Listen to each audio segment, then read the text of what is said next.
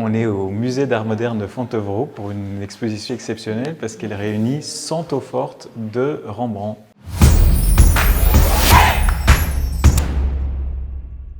Donc, je suis Gatien Dubois, je suis co-commissaire de l'exposition Rembrandt en eaux-fortes au musée d'art moderne de Fontevraud, co-commissaire avec Dominique Gagneux qui est également directrice de cette institution. Les eaux-fortes, c'est une technique de gravure en taille douce, c'est-à-dire qu'en fait on va prendre une plaque de métal. À l'époque de Rembrandt, c'était une plaque de cuivre qu'on couvrait d'un vernis protecteur et puis l'artiste, avec une pointe métallique, venait dessiner en fait dans ce vernis protecteur, venait enlever une couche de vernis, mettait la plaque métallique à nu et puis plongeait cette plaque dans un bain d'acide. Ce bain d'acide, c'est l'eau forte. Et l'acide, il venait ronger, il venait mordre la plaque de métal, il venait creuser la plaque de métal. Plus on la laissait dans l'acide, plus les morsures sont profondes. Et on la sort ensuite, on enlève la couche de vernis protecteur, on passe une couche d'encre. L'encre, évidemment, vient se déposer dans les traits, dans les sillons gravés dans la plaque. Et puis, on passe cette plaque sous presse avec une feuille de papier. On a une estampe.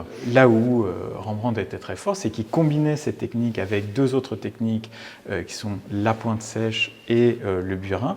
Pointe sèche et le burin, en fait, l'eau forte, ça permet à l'artiste d'être plus tranquille, de ne pas devoir, avec sa main, à la force de son poignet, creuser dans la plaque de métal. La pointe sèche et le burin, c'est ça. Il vient avec un instrument vraiment creuser directement, graver directement la plaque de métal. Et puis l'impression se fait de la même manière. Donc on a des œuvres sur papier, parfois de format extrêmement petit, vraiment parfois même la taille d'un timbre-poste, mais avec une finesse d'exécution et avec également un rendu des émotions, des scènes qui est assez incroyable. Elles ne proviennent pas toutes du même prêteur. On a une grande partie, près de 70 œuvres qui proviennent du Fonds Glénat pour le patrimoine et la création, et puis complétées par de beaux ensembles provenant du Petit Palais, du musée du Petit Palais à Paris et de la Fondation Custodia également à Paris. Ce n'était pas du tout dans la culture de numéroter à l'époque, et ça, quand on a effectivement les gens qui nous demandent combien d'eaux fortes de Rembrandt existe-t-il, on est incapable de pouvoir répondre à cette question puisque à son époque, les artistes ne numérotaient pas les différents tirages qu'ils faisaient, les différentes impressions qu'ils faisaient. Pour un travail sur une plaque en métal, une plaque de cuivre, premier travail, on va appeler ça le premier état. Rembrandt a pu s'arrêter à ce moment-là en disant ce que je vois là me plaît, je n'en fais pas plus. Mais il pouvait également, après, s'amuser à reprendre en fait son travail. Et donc on a un deuxième état, un troisième état, un quatrième état, parfois plus de 10 états pour une même œuvre.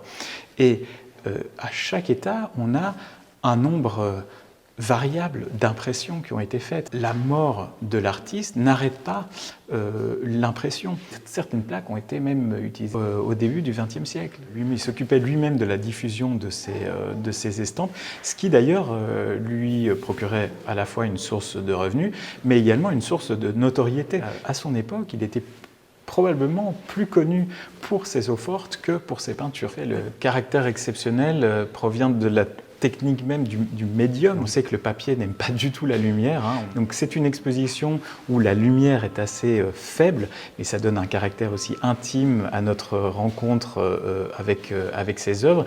Et puis effectivement, c'est une exposition qui ne peut pas durer plus de 3 mois pour des raisons de conservation. Après, en fait, ces œuvres vont retourner dans des boîtes, rester dans ces boîtes pendant des mois, voire des années. C'était vraiment quelque chose qu'il pratiquait pour exprimer d'autres choses, des choses différentes que la peinture, par exemple, ou le dessin ne pouvait pas lui permettre d'exprimer. Avec les limitations de ces pratiques, par exemple, cette transposition du monde en noir et blanc, puisque l'eau forte, ce sont des œuvres en noir et blanc. Donc comment rendre des différences de texture, des jeux de lumière en noir et blanc. Donc on a évidemment Rembrandt, maître du clair-obscur, c'est encore plus vrai dans ses eaux fortes, puisqu'on a vraiment des contrastes saisissants dans ses œuvres. Puis dernière aussi particularité dans cette technique d'impression, c'est que l'image est inversée. Donc il faut également prendre ça en considération quand on crée une image. Et cette exposition, elle est aussi là pour nous faire comprendre vraiment la manière dont une image est créée par l'artiste.